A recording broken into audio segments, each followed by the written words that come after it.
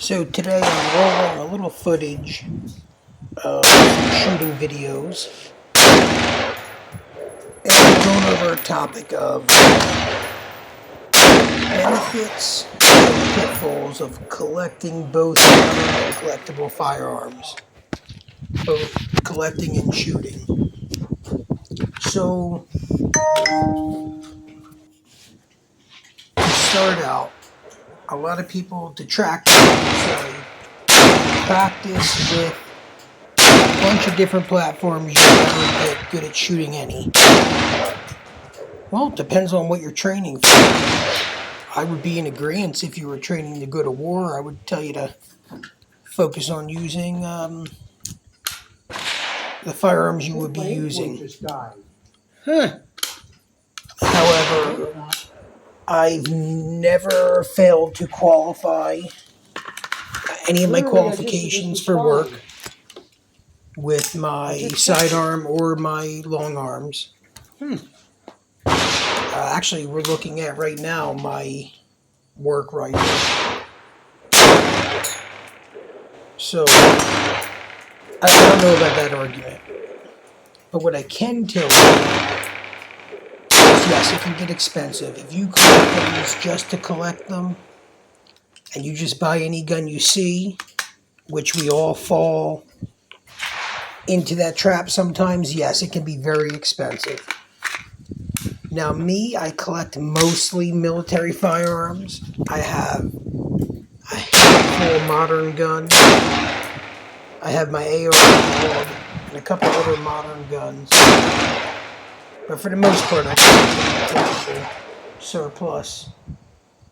Everything from World War I to World War II through the Cold War. So, the benefits of doing this, well, if you're like me, I buy a new firearm. I love the history, the users, the usage, the design, the reason, the country of origin. For example, here's a Ruger. P08, German. Why they came up with this design. It's just something I like to do. It can be time consuming, but if it's fun, you won't care. Now, if it's not something you don't care about the history, I would tell you, probably stick to modern firearms. Because, like you can see, I was going to go to SIG ammo because I wanted to bring the 124. I keep having malfunctions. Well, it's over 100 years old, so I'm not shocked. Yeah. That's why I didn't get real worried. It's a bad one. I just enjoy the history of it. There's no import. It's probably marks. That mag. gun there probably. Dude, I can't believe I did that. Could have been a private purchase sidearm. 3 plates. At minimum, it was probably brought Spun back them all from Germany. So here is, I forget the designation because all of these guns in the video are mine. We always go to the range in a group. Everybody picks different guns. We just kind of use whatever we feel like using. No recoil. Nah, nothing. We share ammo. That's just how my friend group does it. So I forget the designation for that HK. It's the modern military HK that they briefly brought in the military designation. Here's the Hoarder again. You gotta aim low. Which was a lot of fun. Yeah, you gotta go below the target. So anyway, back on track here. It's great though. For me, it just works. I enjoy the history more than I enjoy the firearm. Oh, man, it's dead on. Research. And then when you actually shoot it, you're basically reliving history.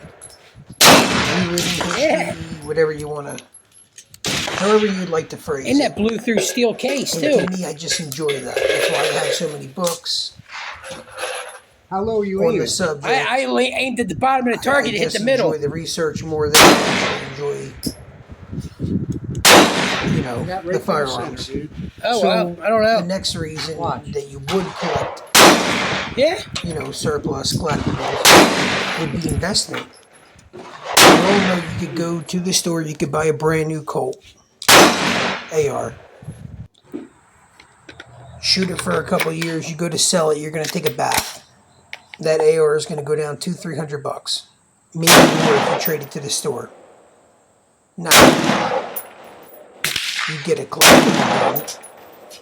It's kind of like the stock market. It might go down a little bit, but it probably won't depreciate a ton. However, you get every military gun ever. The Mosins, the SKSs, going back further, the K98s. You used to be able to get them for cheap, and now you could max out. It would be like cashing in a 401k. If you had bought a couple crates of Mosins for under $100 a piece, and you were to take them even to a gun store, you would get 4 times their pricing from the late 90s, early 2000 pricing. So investment, that's a good reason right there. I do insure all my firearms. I do both physical and electronic inventory.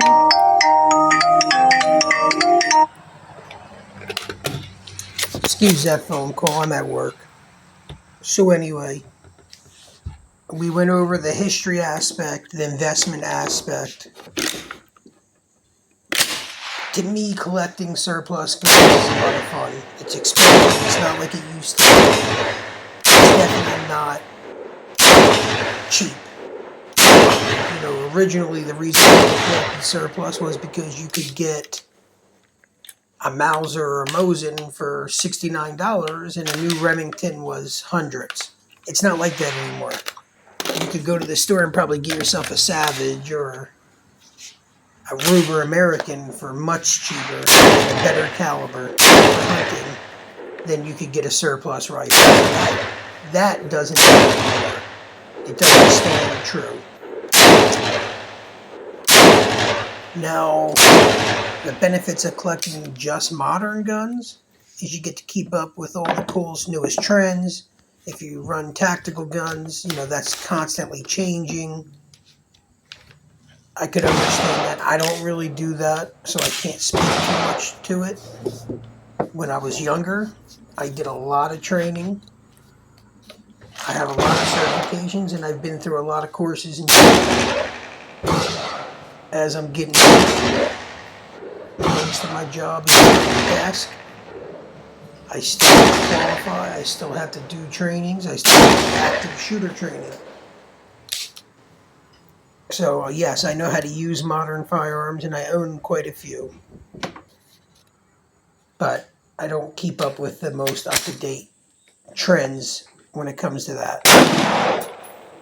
I basically run what I showed earlier. It's a Bushmaster patrol rifle set up similar to the military A4, A3, I believe.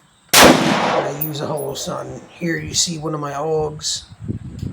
I just use a Vortex 1-4 on that. I just enjoy when I do collect modern firearms. It's usually the ones that not everybody collects, like the Boreals, the AUGs, stuff like that. Thanks for watching.